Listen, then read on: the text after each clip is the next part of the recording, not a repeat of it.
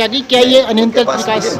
ये जो भाजपा सरकार है इसके पास कोई प्लान नहीं है, काम करने का कोई योजना नहीं है, और योजना नहीं है तो भ्रष्टाचार है।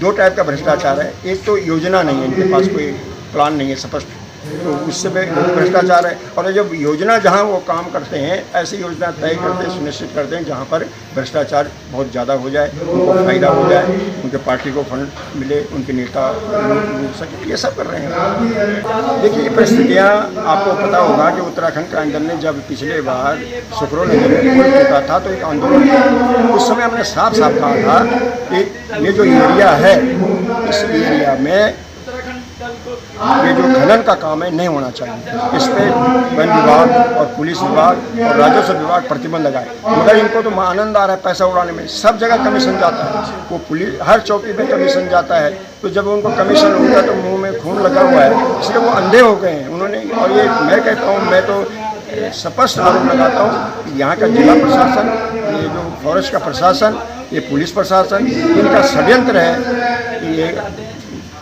पुल बह जाए और पुल टूट जाए ताकि फिर एक रोजगार मिल जाएगा इनको, फिर खाने को मिल जाएगा, कुछ काम करेंगे फिर खाने को मिल जाएगा। तो ये सब एक बहुत सुनियोजित षड्यंत्र है, इसमें सारे मंत्री भी शामिल हैं और सारे अधिकारी, बड़े स्तर के अधिकारी भी शामिल हैं। की सत्यता हो सकती है? देखिए साजिश क्या है, जब आप अवैध खनन कर रहे हो, हम शिकायतें कर रहे हैं, आप हम पे झूठा 307 लगा देते हो, SC/ST एक्ट लगा देते हो, जबकि वहाँ कोई मौजूद नहीं है, और हम उसको कहते हैं कि आप CDR में इसको पुष्टि कर लो, आप CDR की पुष्टि नहीं करते, तो स्पष्ट बताता है कि पुलिस प्रशासन इन अवैध खनन में मिला हुआ है। हमें खुद डंपर वालों ने कहा कि हमने जो है 30 लाख रुपए थाने में दिए थे। तो स्थिति ये है कि करोड़ों लाखों रुपए जाता है। जब हमने DG को कह दिया, जब DM को कह दिया, SSP ये कहता है कि अवैध खनन, ASP कि अवैध खनन जो है एसेंशियल कमोडिटी एक्ट के अंदर आता है, इसलिए जो है कोरोना पीरियड में भी, रात में भी अवैध खनन हो रहा है। तो ये स्थितियां हैं अधिकारियों की। तो ऐसे में आप क्या इसमें क्या कहना है कि साजिश है? ये तो साफ दिख रहा है। और इतने बड़े बड़े गड्ढे हैं, 6 मीटर कौन सा खोदा जाता है? 6 मीटर की खनन की कौन सी? ये तो चुगान की अनुमति मिलती है रिवर ट्रेनिंग के नाम पे। ये JCB लगाने की क्या जरूरत थी? तो JCB ने जो गड्ढे खोदे जो 6-6 मीटर के हैं, 10 मीटर के, क्या इन अधिकारियों को नहीं दिख रहे? और जो सिंचाई विभाग ने रिपोर्ट दी हुई है कि ये 25% किनारे जो थे नदी के किनारे में भी खनन कर गए 6-6 मीटर के। हम नहीं कह रहे, सिंचाई विभाग की आख्या देख लीजिए। और सिंचाई विभाग ने लिख के दिया है कि ये जो JCB ऑपरेटर हैं ये हमें धमकाते हैं, हमें जान माल का खतरा है। तो क्या किया पुलिस ने और क्या किया प्रशासन ने? वो रिपोर्टें दबा दी।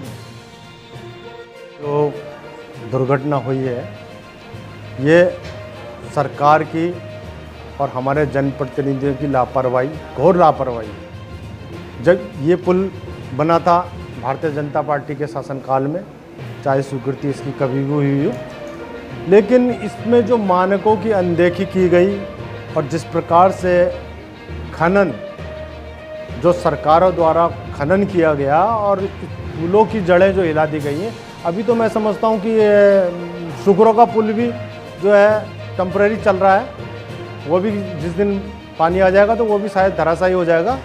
तो ये बहुत बड़ी कमजोरी है।